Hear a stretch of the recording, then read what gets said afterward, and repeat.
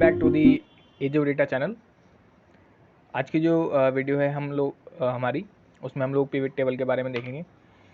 देखो मैंने एक डेटा सेट बनाया हुआ है, ये वाला डेटा, जिसमें नॉर्मल अपने जैसे मैं पहले बनाता हुआ आया हूँ वैसे ही बनाया हुआ है सेम। ठीक है, इसमें एक है आपकी डेट है, आपका एक सिटी है, मतलब जो कॉलम है वो उसके नाम बता रहा हूँ, टेम्परेचर है आपका, ह्यूमिडिटी है आपका, विंड स्पीड है। ठीक है, और उसके बाद P D dot data frame, उसके अंदर मैंने अपना वेरिएबल डाल दिया है डेटा। अब मैं 1 मिनट इस चीज़ को रन कर लेता हूँ और अपना डीएफ प्रिंट करा लेता हूँ। देखो यहाँ पे आपके पास आ गई सिटी, है ना, टेम्परेचर, ह्यूमिडिटी, विंड स्पीड। अब मेरे को क्या करना है कि जैसे फॉर एग्जांपल जब आप लोग, ये तो भी छोटा डेटा सेट है, पिवट टेबल का जो मेनली यूज़ होता है आप लोग बड़े डेटा सेट को समराइज़ करने में किया जाता है। और जो समराइज़ फॉर्म है वो मैं अभी आपको इस एग्जांपल के थ्रू दिखाता हूँ कैसे समराइज़ फॉर्म आपको देखने को मिलेगी अपने डेटा सेट की। ठीक है, तो इसके लिए पिवट, एक सेकेंड, पिवट डीएफ एक वेरिएबल ले लेता हूँ मैं। इसके बाद अपना जो आपका क्या कहते हैं फंक्शन है पिवट टेबल। ठीक है, ये वाला फंक्शन यूज़ करोगे आप पिवट टेबल। अब जिस इसमें जो आर्ग्यूमेंट है देख लो इसमें वैसे तो आर्ग्यूमेंट बहुत सारे हैं, लेकिन अभी जो मैं बता रहा हूँ वो है वैल्यू, इंडेक्स और आपका कॉलम। और ये जो एग्रीगेशन फंक्शन है, इसकी हेल्प से आप लोग कोई मैथमेटिक्स मैथमेटिक्स टर्म यूज़ करना चाहें, जैसे मीन निकालना चाहते हैं या फिर सम, वो यूज़ कर सकते हैं। लेकिन अभी मैं जो ये 3 है इन 3 को बता देता हूँ। ठीक है, सबसे पहले आती है आपकी वैल्यू। पहले मैं इंडेक्स ले लेता हूँ। इंडेक्स आपका आ गया, ये आपका आ गया है। ठीक है, इंडेक्स में आप लोग ले लेना डेट, अरे एक सेकेंड, डेट, जो आपकी डेट है वो हम लोग इंडेक्स में ले लेंगे। इसके बाद जो दूसरा आर्गुमेंट है वो है आपका value. Value is equal to, अब देखो वैल्यू में जो मतलब आप लोग वैल्यूज़ को जो इसमें जो है हम लोगों को वो वाली टर्म देनी है, जैसे फॉर एग्ज़ाम्पल जिसमें न्यूमेरिक वैल्यू हो। जैसे मेरे पास न्यूमेरिक वैल्यूज़ में है टेम्परेचर, ह्यूमिडिटी और विंड स्पीड है, तो मैं इन तीनों को दे रहा हूँ वैल्यूज़ में, टेम्परेचर, ह्यूमिडिटी और आपकी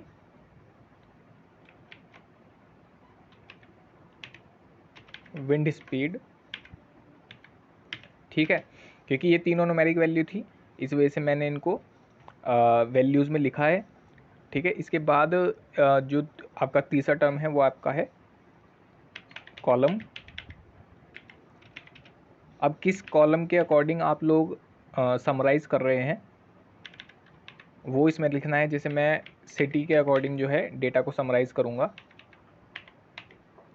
सिटी और आपका, अच्छा एरर आ रही है, सॉरी, इसमें इक्वल टू का निशान लगा लेना, वो माइनस का निशान लगा हुआ था।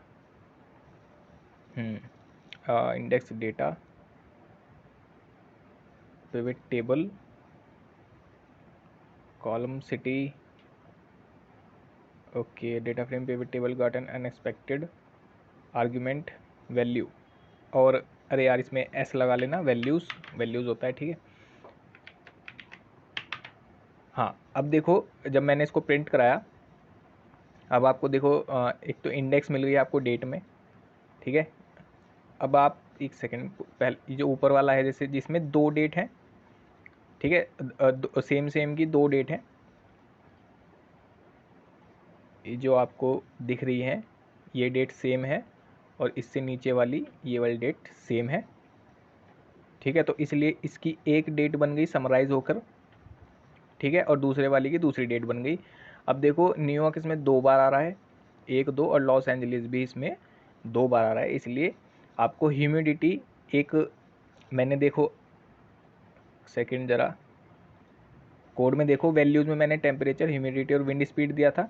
तो सबसे पहले आया आपका ह्यूमिडिटी, और ह्यूमिडिटी लॉस एंजलिस और न्यूयॉर्क उन दोनों में दिखा दी, क्या कहते हैं, समराइज़ करके कि 1 तारीख को क्या थी और 2 तारीख को क्या थी, ठीक है। लॉस एंजलिस में आपकी थी 60 ह्यूमिडिटी, और उसके बाद थी आपकी 55, ये वाली 55 और 60, ठीक है। इसके बाद आपकी न्यूयॉर्क में थी आपकी 50 और 45, ठीक है ना। समराइज इसने एक डेट में एक डेट में दोनों चीज़ें, दोनों सिटीज़ की बता दी, ठीक है, समराइज़ करके। इसी तरीके से इसने टेम्परेचर भी बता दिया, इसी तरीके से इसने विंड स्पीड भी बता दिया। अब देखो समराइज़ का मतलब मैं एक चीज़ और बता दूँ, इसमें से कोई डेटा डिलीट नहीं हुआ है, ठीक है। आप देख सकते हो दोनों, बस क्या किया इसने, लॉस एंजलिस न्यूयॉर्क सेम, 2 बार मतलब 2 2 की सेम थी, ठीक है। ह्यूमिडिटी में क्या करा इसने, लॉस एंजलिस और न्यूयॉर्क में जो ह्यूमिडिटी थी 1 तारीख को और 2 तारीख को, उसने बस इसको क्या करा है यहाँ पर इस तरीके से शो कर दिया, बाकी और कोई डिफरेंस नहीं है, कोई डेटा डिलीट नहीं हुआ है, ठीक है। ये चीज़ आप ध्यान रखें, बस समराइज़ करने का तरीका बदल गया है इसमें, ठीक है। यहाँ पर आप लोगों को आप देख सकते हो, यहाँ पर 4 कॉलम आ रहे थे, यहाँ पर सिंगल में ही इसने सब कुछ आपको डेटा दे दिया है। इस टेबल में एक और प्रोसेस होता, मतलब इस मेथड में एक और चीज़ है, एक और आपका आर्ग्यूमेंट है, वो होता है एग्रीगेशन फंक्शन, जैसे मैंने अभी बताया था। तो इसका मैं यूज़ अभी बता नहीं रहा हूँ, लेकिन मैं आपको इसका सिंटैक्स बता देता हूँ कैसे लिखा जाता है। AGGFUNC फंक्शन इक्वल्स टू, ठीक है, डिक्शनरी टैग ओपन करना, उसके अंदर लिखना है जो भी लिखना है, ठीक है। जैसे ब्रैकेट में आपका टेम्परेचर, ठीक है, इक्वल्स टू कोई भी फंक्शन, मीन फंक्शन, आपको जैसे आप लोग मीन यूज़ करना चाहते हो तो मीन्स आप लोग यूज़ कर सकते हो, या फिर आप लोग सम का जो सम मेथड है वो यूज़ कर सकते हो, ठीक है। इस तरीके से आप लोग इस फंक्शन को लिख सकते हैं। बाकी अभी मैं रन नहीं कर रहा हूँ क्योंकि इस पर काम नहीं करेगा जहाँ तो मुझे लगता है। Instead of equals to, sorry equal मत लगाना भाई, वो लगा देना, ठीक है, ये वाला सेमीकोलन, ठीक है, इक्वल मत लगा देना, गलती होगी, ठीक है। टेम्परेचर का मीन सम निकाल दिया इसने, ठीक है। तो देखोगे आप इस तरीके से आपकी टेबल आ जाएगी, लेकिन मैं अभी इसको हटा देता हूँ, ठीक है।